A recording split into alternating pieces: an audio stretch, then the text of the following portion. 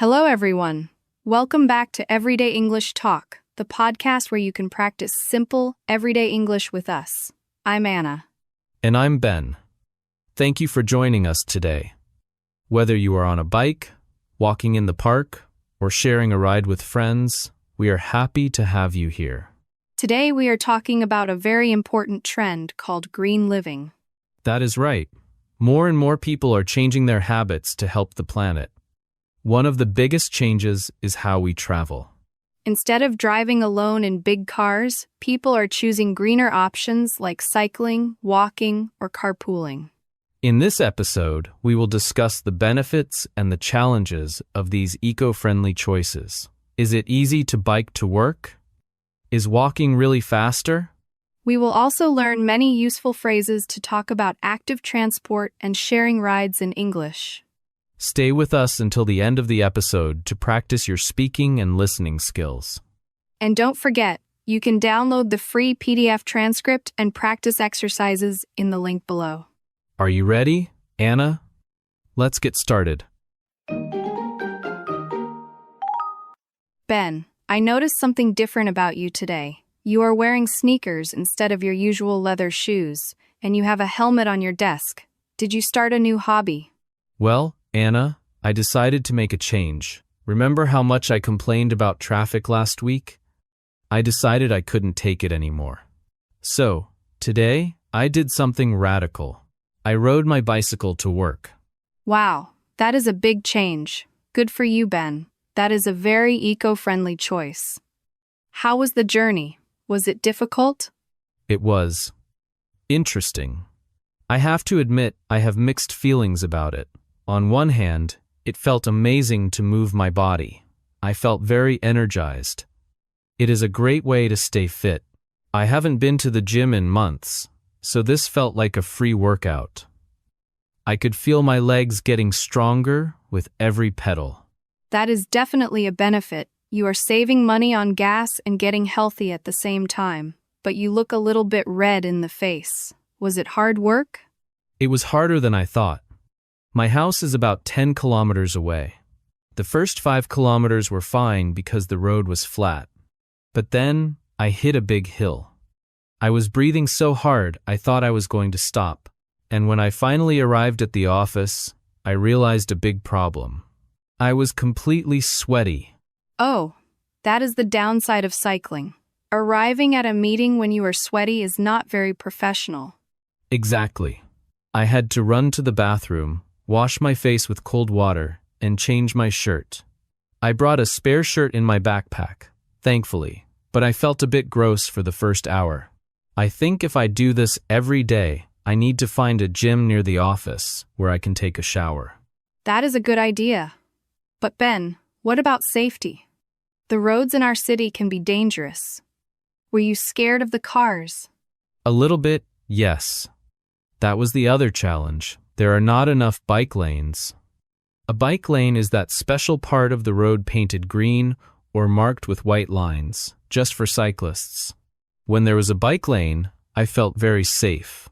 But when the bike lane ended, I had to ride next to the big buses and fast cars. It was scary. I can imagine. Drivers don't always look for bicycles. Did you wear your helmet the whole time? Of course. I never ride without a helmet. My helmet is bright yellow so everyone can see me. It protects my head if I fall. My mother made me promise to wear it. I also bought some lights for my bike, so I am visible in the early morning. That is very smart. Safety first. So, do you think you will continue cycling, or was today just a one-time experiment? I think I will try to do it 3 times a week. Maybe not every day because my legs are sore.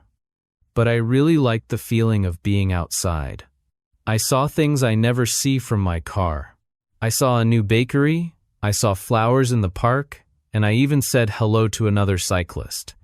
It felt much more connected to the city. That sounds lovely. Plus, you are helping the environment. Every time you ride your bike, that is one less car polluting the air. That is the main reason I want to keep doing it. Being eco-friendly is important to me. I want to reduce my carbon footprint. Even if it means I arrive a little bit sweaty, I think it is worth it for the planet. And maybe you will inspire others in the office to join you. We could start a bike to work club. That would be fun. We could race each other. But you have to promise to let me win sometimes. No promises, Ben. I am very competitive on a bike. Let's look at some useful phrases about cycling. These words are essential for anyone who wants to ride a bike. First, bike lane. This is a special part of the road that is reserved only for bicycles to keep them safe from cars. Example, we need more bike lanes in the city to encourage people to cycle. Second, helmet. This is a hard hat that you wear to protect your head in case of an accident. Example, always wear a helmet when you ride a bike, even for short distances. Third, eco-friendly.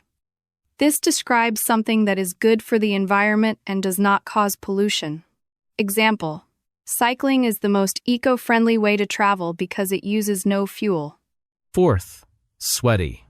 This means covered in sweat, water from your skin, usually after exercising or being in the heat. Example, I don't like to bike to work because I don't want to arrive sweaty. Fifth, stay fit. This means to keep your body healthy and strong through exercise.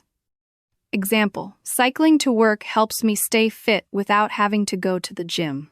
So listeners, it's your turn. Do you own a bicycle? Tell us about it. Do you ride it to work or just for fun on the weekends? Is your city safe for cyclists? Share your cycling stories with us in the comments. Anna, I talked about my cycling adventure, but I know you don't own a bike. How do you stay active during your commute? You take the train, but that involves a lot of sitting, doesn't it? Actually, Ben, my commute involves a lot of walking too. I take the train for the long distance, but for the last mile, I always go on foot.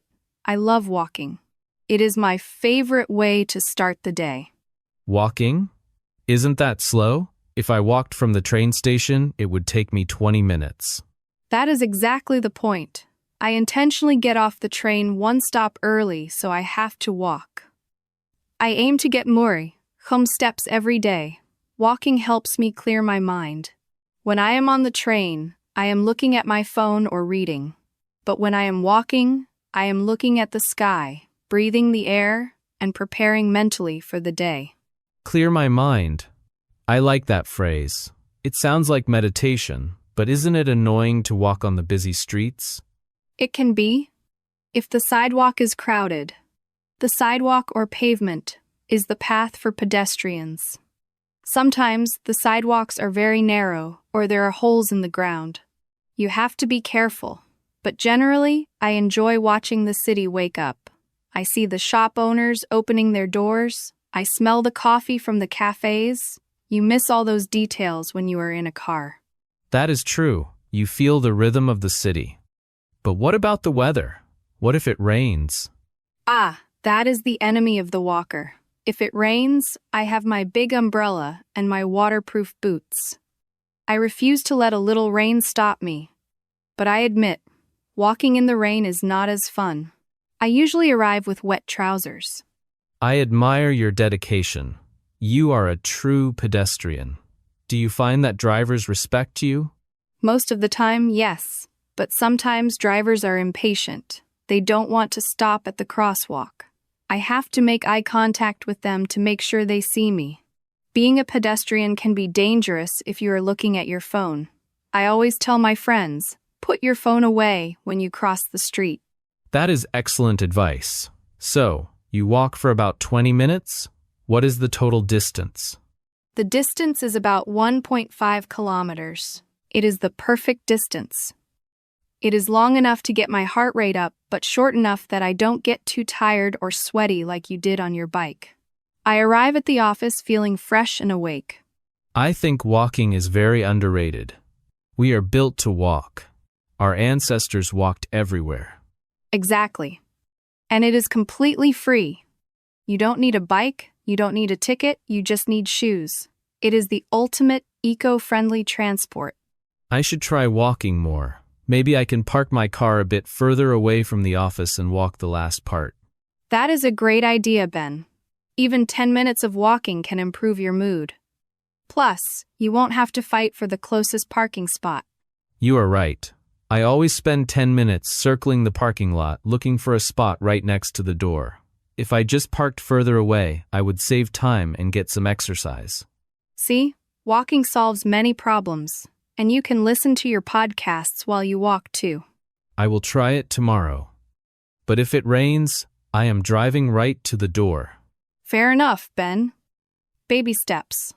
Let's learn some phrases about walking. These words are simple, but very useful for pedestrians. First, on foot. This is a phrase that means walking rather than using a vehicle. Example: the office is very close, so I usually go on foot. Second, sidewalk or pavement.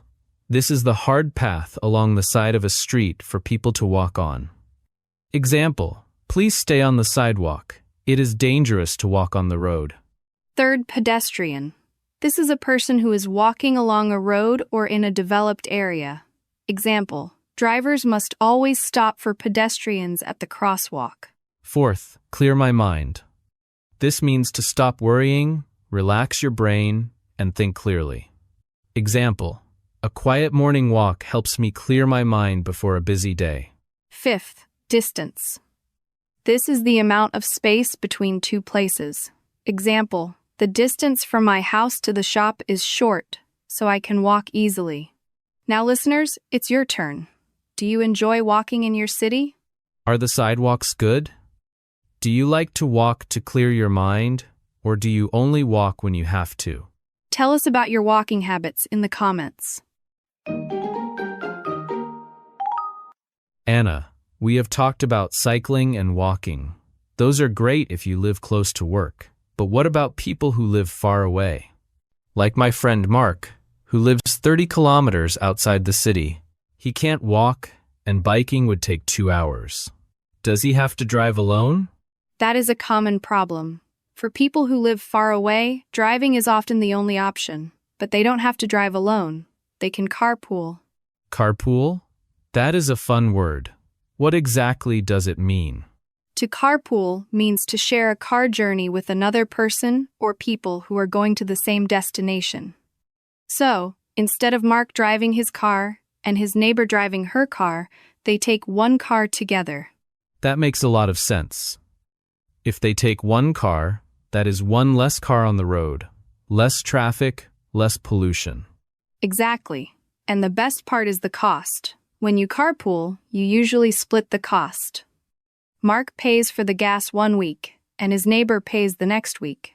Or they just split the money for gas and parking. It makes driving much cheaper. It sounds great financially. But it requires a lot of coordination, doesn't it? You have to leave at the same time. Yes, you have to be organized. You have to agree on a schedule. For example, I will pick you up at 7:30 a.m. sharp. To pick up means to collect someone. And then in the evening, I will drop you off at your house at 6 p.m. To drop off means to leave someone at their destination. Pick up and drop off. Those are very important phrasal verbs for driving. I pick up my kids from school every day. Exactly.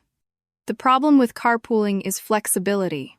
If Mark wants to stay late at work to finish a project, his neighbor might get annoyed waiting for him. Or if his neighbor is sick, Mark has to drive alone unexpectedly. You lose a little bit of that freedom we talked about earlier. That is the trade-off. You save money and help the environment, but you lose independence. Also, you have to talk to people. Ben, talking to people is good. Imagine having a nice conversation on the way to work instead of shouting at the radio. You can make friends with your colleagues. I guess so, but sometimes in the morning I am grumpy. I don't want to talk. I just want to drink my coffee in silence. Then you can make a rule: silent carpooling. No talking aloud until 9 a.m. That sounds like my kind of carpool. Actually, there are apps now that help you find people to carpool with. You don't even have to know them. Yes, ride-sharing apps are very popular. It is the modern version of carpooling. It is definitely better for the environment than everyone driving their own giant empty car. I agree. If we all carpooled just once a week, the traffic jams would disappear. That is a nice dream. Maybe we should try it. You drive past my apartment building on your way to work. You could pick me up tomorrow. I could, but remember, I leave at 6 a.m. to beat the traffic. 6 a.m.?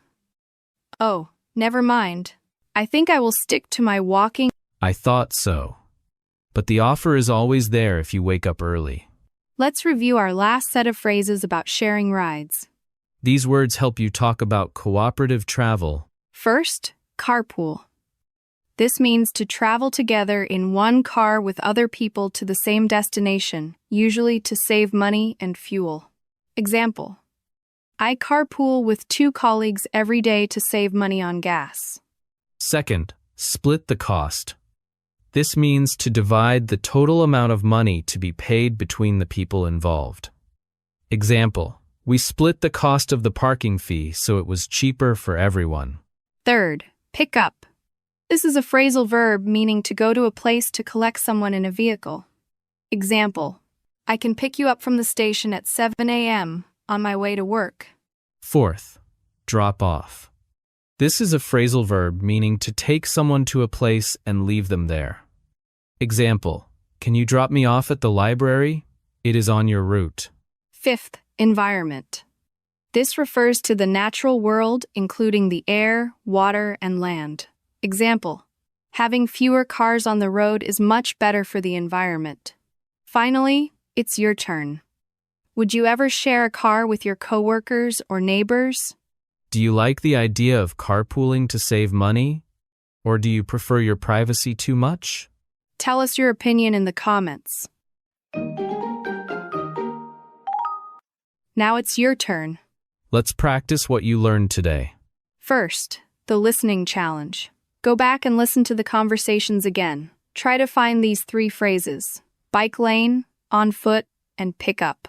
Listen to how we use them. Second, the speaking challenge. Imagine you are planning your trip to work. Say 3 short sentences aloud. For example, I will go on foot. It is eco-friendly. It helps me stay fit. Third, the writing challenge. Go to the comments section and tell us, what is your favorite way to travel around your city? Why? Use at least 2 new phrases from this episode. Remember, small practice every day helps you improve. That's right, just one step at a time. We have reached the end of our episode. Let's review what we learned about green transport. We talked about Ben's sweaty but healthy cycling adventure. We talked about Anna's love for walking to clear her mind. And we discussed the money-saving benefits of carpooling and splitting the cost. Now, let's repeat some important phrases slowly. Please listen and repeat after me. Bike lane. Stay fit. Pedestrian. Carpool. Pick up. Remember, every step you take on foot is a step towards better English And a cleaner planet. Thanks for listening to Everyday English Talk. We hope you enjoyed today's episode and learned some useful vocabulary for a greener lifestyle. Don't forget to download the free PDF transcript and vocabulary exercises to keep studying. Tell us in the comments, will you try to bike or walk more this week? We look forward to hearing from you. See you in the next episode. Goodbye, everyone. Goodbye.